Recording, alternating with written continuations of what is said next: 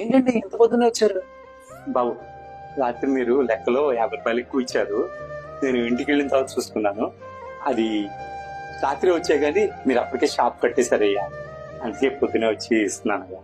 ఈ రోజుల్లో మీలాంటి వాళ్ళు ఉన్నారంటే 10 రూపాయలకే కక్కుర్తి పడే వాళ్ళు ఉన్నారు. అలాంటిది 50 రూపాయల కోసం మీరు రాత్రి వచ్చారు, మళ్ళీ ఉదయం వచ్చారా?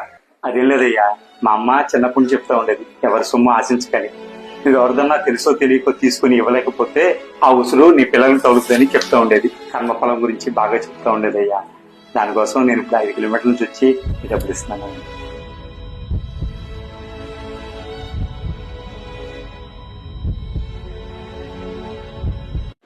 సార్ సార్ ఎంకన్నా సార్, మొండిబాకి ఎంకన్నా.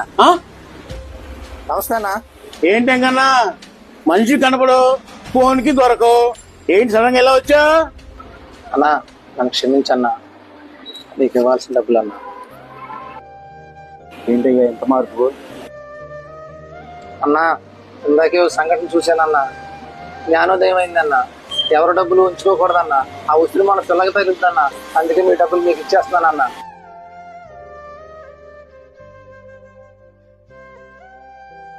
సార్ ఇది తప్పు సార్. మీరు ఇక్కడ మీ ఫ్రెండ్ని మోసం చేశారు సార్. ఆ పాపం మీ పిల్లలే తగిలిద్దాం సార్. ఒక్కసారి ఆలోచిస్తాను సార్.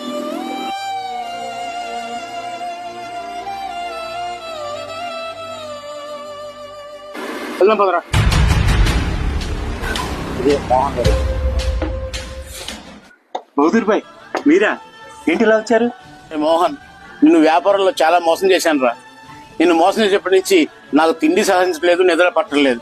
అందుకు నీకు రావాల్సిన వాటా 10 లక్షలు తీసుకొచ్చాను రా. తీసుకున్నాను, క్షమించరా. దుర్గా, ఆ డబ్బులు ఇచ్చారా? లేదే, ఆ బ్యాగ్ అంతా ఇచ్చారా? తీసుకుని నన్ను మనస్ఫూర్తిగా క్షమించరా.